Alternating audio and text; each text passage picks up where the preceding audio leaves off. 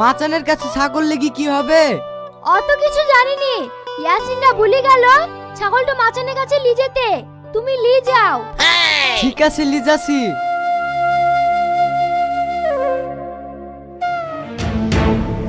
এই পাড়া সব কুরবানির ছাগলগুলি নিয়ে এসছে?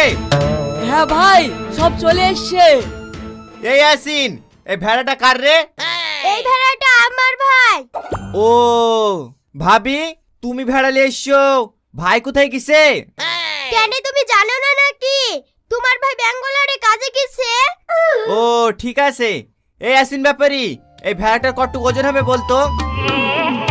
তাও মোটামুটি 30-32 কেজি হবে। এই লেখ, পিন্টু 32 কেজি। এই ছাগলটা আবার কার? এত বড়? এই ছাগলটা আমারই। এইখানে যা ছাগল আছে সব থেকে আপনার ছাগলটাই তো বেশি বড়।